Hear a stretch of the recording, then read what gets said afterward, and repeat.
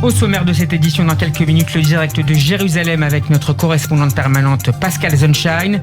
Le politologue israélien Denis Charbit sera l'invité de cette édition. Et puis, un nouveau chroniqueur de marque rejoint aujourd'hui l'équipe du 14h de Radio J, le communicant Franck Tapiro. On le retrouvera aux alentours de 14h22. En attendant, on fait le point sur les dernières nouvelles avec le journal Gabriel Attal. Bonjour. Bonjour Steve. Israël, les Émirats Arabes Unis et le Bahreïn ont donc signé hier à la Maison-Blanche à Washington des accords de normalisation historique. Les deux États du Golfe deviennent ainsi les 3e et 4e pays arabes à entériner des accords avec Israël après l'Égypte en 1979 et la Jordanie en 1994.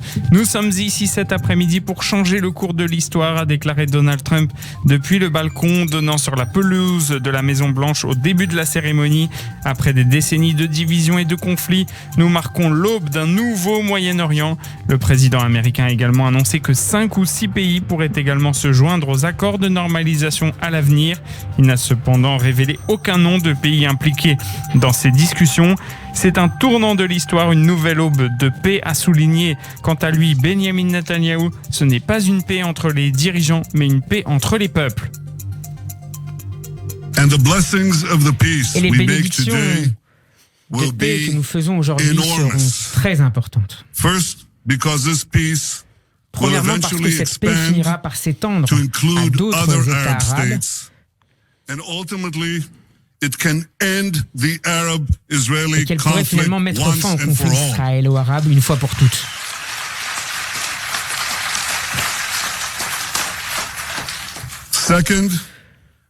Deuxièmement, parce que les grands avantages économiques de notre partenariat se feront sentir dans toute notre région et toucheront chacun de nos citoyens. Benjamin Netanyahou, hier à la Maison-Blanche, Gabriel. Donald Trump, de son côté, a affirmé s'attendre à ce que l'Arabie Saoudite reconnaisse Israël le moment venu. Riyad serait ainsi motivé pour normaliser ses relations avec l'État hébreu après les décisions des Émirats Arabes Unis et du Bahreïn, selon le président américain.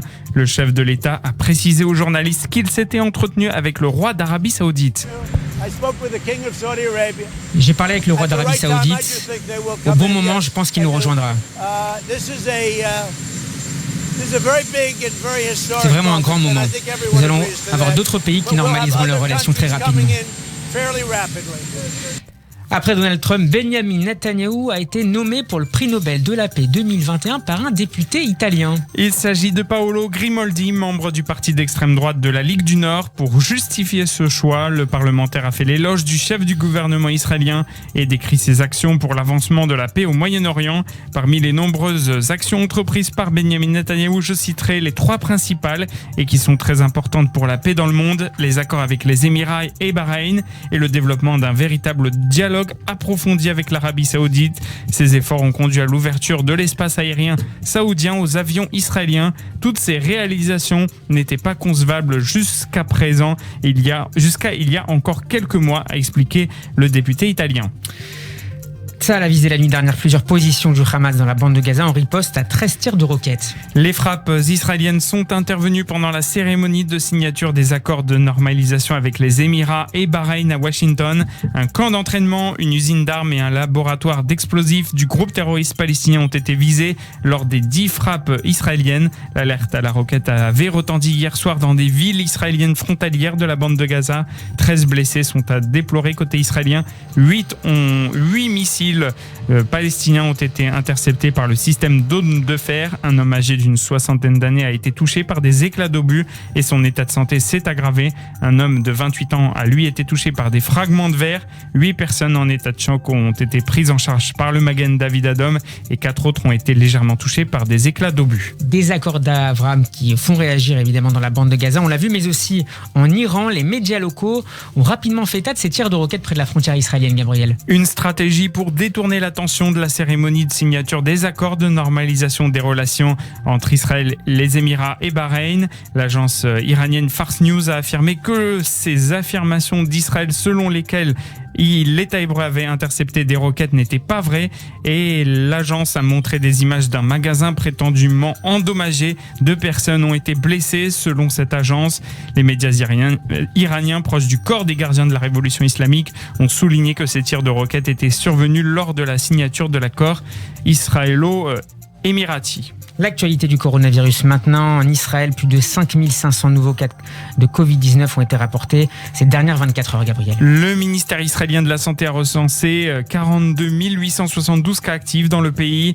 1153 patients sont actuellement hospitalisés, un record. Parmi eux, 535 sont dans un état grave et 138 sous assistance respiratoire. 1147 personnes sont décédées de la Covid-19 au total dans le pays. Et le gouvernement israélien qui décide ce matin de fermer les écoles à partir de demain, un jour plus tôt que ce qui avait été initialement prévu. Les garderies publiques et privées, les jardins d'enfants et les écoles, sauf celles d'éducation spécialisée, seront fermées. Le coordinateur coronavirus, Roni Gamzo, avait exhorté hier le gouvernement à fermer le système éducatif dans son ensemble dès ce matin pour freiner la propagation rapide de la Covid-19. Le coronavirus en France maintenant. Santé publique France a enregistré 7852 cas de contamination ces dernières 24 heures. Au moins 395 000 personnes ont été infectées par la Covid-19 dans le pays depuis le début de la pandémie. 37 personnes de plus sont décédées, soit au total près de 31 000 morts. Le ministre de l'Éducation nationale, Jean-Michel Blanquer, a annoncé 1200 nouveaux cas de Covid d'élèves. Le ministre sur LCI ce matin a expliqué comment étaient décidées les fermetures de classes. Alors, il n'y a pas une réponse absolue à ça, mais en général, c'est à partir de 3. Et pourquoi il n'y a pas une réponse absolue à ça ? Parce que le critère, c'est 3, donc il y a une réponse de principe. Mais c'est localement que les autorités de santé peuvent prendre des décisions. C'est pas la même chose si vous avez 3 élèves d'une même classe. Alors, dans votre exemple, ça va fermer parce que c'est 3 élèves d'une même classe. Mais si c'est 3 élèves d'un même niveau ou 3 élèves d'un même établissement, le nombre de personnes qu'ils ont vu, il y a forcément une classe, ça ferme. Il y a une enquête. Oui, à chaque fois ça. Parfois même avec une zone verte ou pour tout dire, il y a des classes qui ont fermé avec moins de 3 élèves malades. Ce sont encore une fois, c'est les autorités sanitaires et c'est bien normal qui ont un pouvoir de décision important avec nous, bien sûr, Éducation nationale et avec le préfet. Et une bonne nouvelle sur le front de la prévention, les tests rapides antigéniques ont été officiellement autorisés. Ils seront utilisés pour réaliser des opérations de dépistage dans la population générale, mais pas pour les personnes avec des symptômes ou les cas contacts. Ils seront aussi utiles pour décharger les laboratoires de biologie médicale de certaines patientèles et d'améliorer les délais de transmission des résultats des tests PCR. De son côté, l'Organisation mondiale de la santé met une nouvelle fois en garde l'Union européenne. Selon elle, le vieux continent aborde un moment décisif dans la lutte contre la Covid-19 avec la rentrée scolaire et l'arrivée de l'automne. Il est temps d'arrêter de poursuivre des chimères et de prendre des décisions dures pour protéger les plus vulnérables et maintenir les jeunes à l'école, quitte à accepter des sacrifices inévitables, a déclaré le directeur des situations d'urgence de l'OMS. Aux États-Unis, le président américain est optimiste. Donald Trump affirme qu'un vaccin pourrait être prêt dans 1 mois.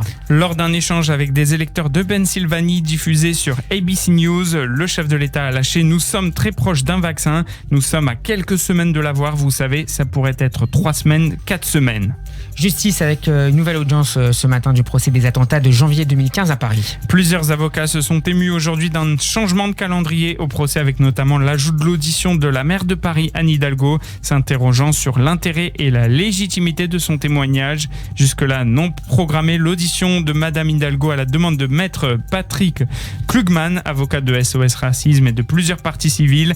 Elle interviendra lundi dans l'après-midi, la journée de lundi qui sera consacrée à l'attaque de l'hypercachère par Ahmadi Koulibaly. Plusieurs avocats de la partie civile ont dénoncé une récupération et se sont inquiétés de voir ce témoignage alourdir un calendrier déjà chargé. Et on rejoint tout de suite en direct Michel Zerbi. Bonjour Michel. Bonjour Steve, bonjour à tous. En direct, en effet, depuis le palais de justice, le tribunal judiciaire de Paris, le procès se poursuit. Alors ce matin, en effet, incident qui a été commenté déjà par la presse, avec une demande d'intervention de la maire de Paris, Madame Hidalgo, par l'un des avocats des parties civiles, Patrick Klugman. Et puis un autre sujet qui va peut-être intéresser plus précisément encore les auditeurs de Radio J, ou certains, qui concerne le calendrier de ce tribunal, de ce procès, avec notamment cette affaire d'une audience qui va se tenir le jour de Kippour. Alors ce n'est pas ça tout à fait le problème. Et ce matin... Dans une douzaine de jours. Dans une douzaine de jours, l'un des avocats, justement, des parties civiles, des victimes, en l'occurrence maître Eli Korchia, qui défend notamment des employés de l'hypercachère, est intervenu ce matin auprès du président du tribunal, maître Eli Korchia. Oui, effectivement, ce matin, j'ai pris la parole. Bonjour, Maître Corsia. A été évoqué en tant qu'avocat des ex-otages et caissières de l'hypercacher, car si le principe même, et je le dis à tous ceux qui nous écoutent, parce qu'il ne faudrait pas qu'il y ait de fausses informations qui circulent, notamment sur les réseaux sociaux, le calendrier avait été prévu depuis plusieurs mois, bien évidemment. Des discussions avaient eu lieu, une réunion au mois de juillet avait eu lieu aussi avec la Cour d'assises pour expliquer ce calendrier de 10 semaines d'audience. Et les journées principalement consacrées aux victimes de l'hypercacher ont lieu la semaine prochaine. Donc il faut que ce soit déjà très clair. C'est la semaine prochaine, donc avant Kippour, le lundi, mardi, mercredi, jeudi et vendredi, que seront vraiment évoquées les victimes et les témoins de l'hypercacher. En ce qui concerne la journée du 28, la Cour nous avait expliqué qu'elle ne pouvait pas neutraliser, pour reprendre son terme, une journée entière d'audience, mais elle avait fait en sorte qu'il y ait quelques auditions j'allais dire qu'il n'était pas fondamental si nous n'étions pas là ce jour-là, qui ait lieu le lundi 28. La difficulté que nous connaissons, effectivement, et dont j'ai parlé ce matin, c'est que dans le calendrier revu, corrigé, qui nous a été transmis hier par le président de la Cour d'assises, nous avons constaté que le lundi 28, donc le jour de Yom Kippour, eh bien, le calendrier avait été modifié et qu'il y avait de nouvelles auditions de témoins, certes pas directement des victimes ou des témoins d'hypercacher, mais des auditions qui ont un lien avec certains des accusés directement concernés par les faits d'hypercacher. Et nous avons donc souhaité, et c'était le but de ma prise de parole, que la Cour reste sur le calendrier qui était prévu depuis l'origine et qu'on ne rajoute pas d'auditions de témoins qui pourraient être importantes pour nous ce jour. Restez donc sur le calendrier initial. Merci, Maître Corsia. Élie Corsia. Alors, merci, Michel. Évidemment que l'audience va se poursuivre, nous en parlerons tout au long de la journée. Et dans nos prochaines éditions. Bien sûr, merci. Depuis le tribunal de Paris. Merci beaucoup, Michel. On termine, Gabriel, avec du sport. Emmanuel Macron sera sur le Tour de France aujourd'hui lors de la 17e étape. Oui, en effet, le président de la République assistera à cette étape longue de 174 km reliant Grenoble à Méribel en Savoie. Une des plus alléchantes de cette grande boucle avec 2 cols hors catégorie au menu, la Madeleine et le col de la Loze où sera jugée l'arrivée. C'est la 3e visite du chef de l'État sur le Tour de France depuis le début de son mandat. Une visite pour rappeler aux Français l'importance des gestes barrières et de continuer à vivre avec le virus. Et puis on termine, Gabriel, avec du football. La commission de discipline de la Ligue de football professionnel se réunit ce soir pour étudier le match PSG-OM de dimanche soir qui avait donné lieu à 5 cartons rouges. Le classique du championnat de France de football a été marqué par des échauffourées, notamment à la fin du match. La polémique principale de la rencontre concerne l'échange entre Neymar et Álvaro González. Selon le Brésilien, González a tenu à son encontre des propos racistes. Si la commission est convaincue et les preuves sont irréfutables, Álvaro risque jusqu'à 10 matchs de suspension. Merci, Gabriel Attal. 14h13, on rejoint tout de suite notre correspondante permanente en Israël. Bonjour Pascal Sunshine. Bonjour Steve Nadjar. On vous retrouve comme tous les jours pour votre direct de Jérusalem. Pascal, plus de 5500 nouveaux cas de contamination à la Covid-19 ont donc été enregistrés en 24 heures en Israël. C'est un nouveau record journalier. 48 heures nous séparent désormais de l'entrée en vigueur du confinement dans le pays. Et le gouvernement a décidé ce matin de prendre les devants pour les écoles. Dis-nous en plus, Pascal. Oui, au vu des chiffres, apparemment, une décision d'urgence a été prise à l'initiative du Premier ministre, à savoir de décider finalement d'avancer de 24 heures la fermeture des établissements scolaires, contre l'avis d'ailleurs du ministre de l'Éducation, du ministre des Affaires sociales et du ministre de l'Enseignement supérieur, ce qui est quand même assez intéressant, c'est-à-dire effectivement les ministres de tutelle, eux, sont contre ce principe, pourtant à la majorité finalement, lors d'un sondage téléphonique, le gouvernement a validé la mesure. Alors c'est vrai, on le voit que depuis la rentrée scolaire, les jeunes de 10 à 19 ans qui représentaient 18% des cas de Covid le 1er septembre sont désormais plus d'un quart, 26%, d'après les données dont on dispose. Mais effectivement, est-ce que cela justifiait d'avancer encore de 24 heures et de bouleverser un petit peu les emplois du temps de tout le monde déjà assez complexes? Disons que ça ajoute encore à cette atmosphère de précipitation et confusion qui préside toujours dans le bon sens au prélude des fêtes, mais là, cette fois-ci, évidemment, avec un contexte très, très particulier. Et puis, Pascal, cet après-midi, c'est également la situation des hôpitaux qui interroge. Le ministère de la Santé leur demande d'envisager d'ouvrir de nouvelles salles dédiées aux malades du coronavirus. Est-ce qu'il y a un risque de saturation les concernant ? Alors en fait, le risque, il est local. C'est-à-dire que, comme d'habitude, c'est aussi une des expressions, disons, des différences de niveau qui existent entre ce qu'on appelle le centre et la périphérie en Israël.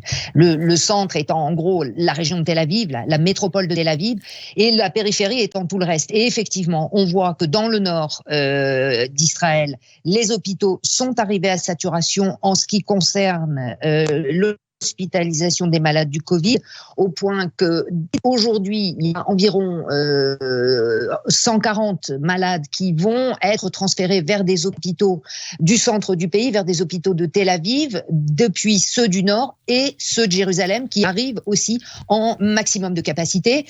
Donc là, effectivement, c'est une situation à laquelle on s'attendait, mais on ne peut pas encore parler de saturation au niveau national. Merci beaucoup Pascal de votre éclairage, Pascal Zonshine, qu'on retrouvera demain avec plaisir en direct de Jérusalem aux alentours de 14h10. À demain Pascal. Bon après-midi Steve. 14h16, on va marquer une pause, mais ne bougez pas, on se retrouve dans un instant pour la suite du journal en compagnie du politologue israélien Denis Charbit et du communicant Franck Tapiro. Vous êtes bien sur Radio J, à tout de suite. Radio J. Tous les matins sur Radio J, 6h, 8h, Ilana Ferradian. L'objectif est d'exposer les moyens mis en place pour interpeller les frères Kouachi dans les meilleurs délais avant qu'ils ne commettent de nouveaux attentats. C'est donc une vraie course contre la montre qui s'est engagée. On n'imagine pas les Israéliens créer une grande alliance militaire avec les Émirats pour les frapper l'Iran. C'est ridicule. Donc entre-temps, ma mamie a écouté l'émission et maintenant elle voudrait que je prenne votre place. Et ouais, Ilana, donc là elle menace de revenir. Je l'attends. De l'information, du décryptage, de l'humour. C'est ça, Radio J. Chez Optical Center, avec l'offre unique, vos lunettes sont à moins 40%, monture et verre compris. En plus, une deuxième paire est offerte. Ah mais c'est super ça. Et je peux choisir n'importe quelle marque. Absolument. Et je peux l'offrir à mon mari, parce que j'ai l'impression qu'il en a besoin là. La paire offerte est pour vous ou qui vous voulez. Venez, on va faire l'examen de vue ici. L'offre unique d'Optical Center, moins 40% sur toutes les marques, montures et verres, ainsi qu'une deuxième paire offerte pour vous ou qui vous voulez. Valable du 1er septembre au 30 novembre 2020. Dispositif médical, examen de vue réservé aux plus de 16 ans ne constitue pas un acte médical. Conditions en magasin. Leader Cash, jamais 203. Après Paris 19e et Levallois, Leader Cash vous accueille dans son 3e et nouveau magasin à Gagny. Leader Cash, viande sous vide, salade, traiteur artisanal, surgelé, fruits légumes, laitage, vaste rayon de boissons et un stand de pâtisserie. Leader Cash, 82 rue Petit, Paris 19e, 81 rue Jules Guesde à Levallois, 71 avenue Henri Barbus à Gagny. 3 magasins pour le meilleur et pour le prix. Leader Cash vous souhaite Hag Sameach. Papa, tu sais, j'ai plein d'amis au Talmud Torah de judaïsme en mouvement. Tu peux m'inscrire avec mon frère ? Bonne idée! Vous pourrez ainsi apprendre à lire l'hébreu, découvrir l'histoire juive et le sens des fêtes. D'autant plus que là-bas, il y a égalité totale entre les garçons et les filles. Trop bien! Quand est-ce que ça commence ? Alors la rentrée et les portes ouvertes sont le dimanche 6 septembre à 9h45 et les cours ont lieu les mardis, mercredis ou dimanches de 4 ans jusqu'à la bar ou bat mitzvah. Allons sur le site judaïsmeenmouvement.org. 14h18, merci de nous rejoindre pour cette deuxième partie du journal de 14h de Radio J. Tout de suite, le grand entretien de cette édition. Denis Charbit, bonjour. Bonjour. Merci d'avoir accepté notre invitation. Vous êtes professeur de sciences politiques à l'Open University d'Israël à Ra'anana. Denis Charbit, première question en rapport aux accords d'Abraham signés hier à Washington. Est-ce que la date du 15 septembre 2020 va entrer dans les livres d'histoire du Moyen-Orient ? Ça dépend de l'avenir de ces accords. Ça dépend de l'avenir de ces accords, c'est-à-dire que si il tombe en désuétude, non, ce ne sera pas une date historique. Ça arrive dans l'histoire qu'on signe comme ça avec beaucoup d'importance, tel ou tel accord, et puis ensuite on se rend compte que ça ne va pas très loin. Je ne dis pas que ce sera le cas, loin de là, mais c'est vrai que si ça se confirme et que si effectivement d'autres pays emboîtent le pas aux Émirats Arabes Unis et au Bahreïn, alors oui, effectivement, ce sera voilà, cela fera partie des dates importantes. C'est pas la première. On ne pourra pas ne pas avoir exclusion de l'accord de Camp David de 1978, de l'accord avec la Jordanie en 1994, mais incontestablement, ce sera la troisième date qui figurera au programme. Regardez, les accords d'Oslo, ils ont été signés, ils sont historiques, mais n'ayant pas débouché sur ce à quoi on s'attendait, leur statut historique ne veut pas dire qu'on ne va pas en parler, mais pas dans le même sens que si cet accord, celui qui vient d'être signé hier, est confirmé, prend de l'ampleur, etc. Denis Charbit, en attendant leur application, un certain nombre de détails de ces accords avec les Émirats Arabes Unis et le Bahreïn doivent encore être précisés. Est-ce que ces accords pourraient compter un certain nombre de zones grises ? Certainement concernant la vente d'armes, il y aura certainement aussi des dispositions secrètes, mais ça fait, je dirais que c'est normal dans les relations entre les États. Je pense effectivement que tout ce qui concerne, voilà, il est à peu près certain que la question palestinienne ne figurera pas dans l'ensemble des choses. Après, chacun fera les déclarations qu'il entend pour ménager, alors du côté bien sûr des Émirats Arabes Unis, le problème, la question palestinienne. Cette question palestinienne, elle a été, selon vous, reléguée au second plan. On a vu hier soir Benny Gantz inviter Benjamin Netanyahou à reprendre ses négociations avec Ramallah.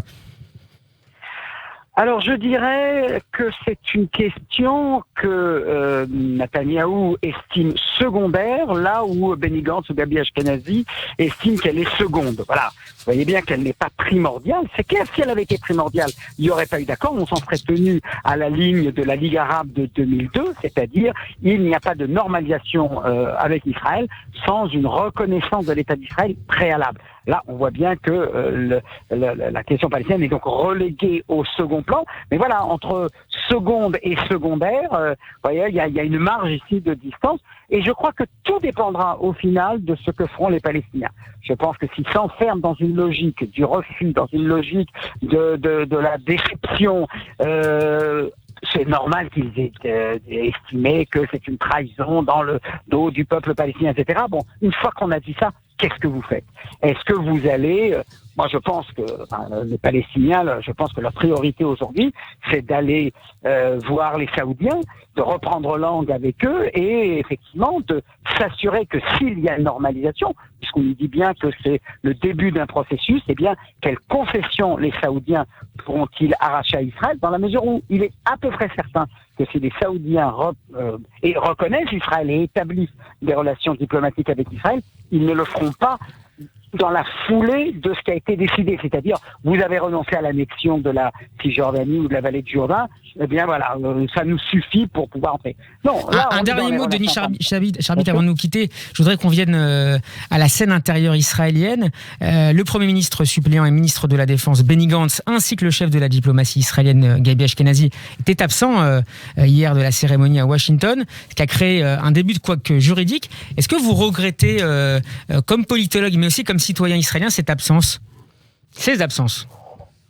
Non, j'ai pas d'avis particulier sur la question. Je dirais simplement que c'est là où un grand homme d'État comme Benjamin Netanyahou peut se révéler également dans le même temps mesquin, bas et sans considération du protocole qui effectivement implique, exige que le ministre des Affaires étrangères, voilà, je dirais que c'est ça, l'homme est là, il est dans cette capacité de voir loin, d'avoir une vision, d'aller jusqu'au bout, de réussir dans ses entreprises et d'avoir également cette absence de grandeur, de grand seigneur qui aurait justifié, puisqu'il est dans un gouvernement d'union nationale qu'il a appelé de ses voeux, eh bien d'appeler l'un des deux ou les deux, voire à ses côtés. Alors on pourra toujours justifier ça par le corona, mais voilà, ça ne trompe personne. Personne n'aurait fait ça outre que lui, mais voilà, c'est l'homme avec ses lumières et ses ombres.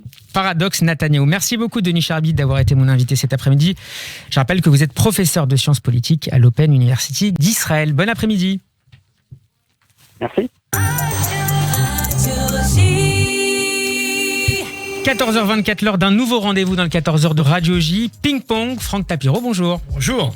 Ravi de vous accueillir dans l'équipe du 14h. On vous retrouvera désormais tous les mercredis après-midi. Vous êtes communicant, fondateur de l'agence Hémisphère Droit et de la start-up Datacalab. Je n'oublierai peut-être si que vous êtes supporter du Paris Saint-Germain, mais ce n'est pas l'actualité du club de la capitale qui vous fait réagir aujourd'hui, mais... Et je mets des guillemets, la foxisation des chaînes info, qu'est-ce qui ne tourne plus rond sur LCI ou encore CNews ? En fait, ce qui tourne plus rond, c'est considérer que l'information n'existe plus et qu'aujourd'hui, on passe plutôt à la sensation. Donc en fait, une information qui ne crée pas de sensation n'est pas une information intéressante, croustillante et bankable. Donc aujourd'hui, on privilégie la sensation. Et quand on privilégie la sensation... C'est devenu une vertu. C'est devenu une vertu, mais pire que ça, c'est devenu un modèle et un principe actif. C'est devenu même un business model. Donc on a complètement changé le sens même de l'information. On a oublié qu'aujourd'hui, les gens sont de plus en plus angoissés. Ils vont vers les médias d'information pour être informés, pour avoir une forme de vérité. Et on n'a jamais autant parlé de fake news.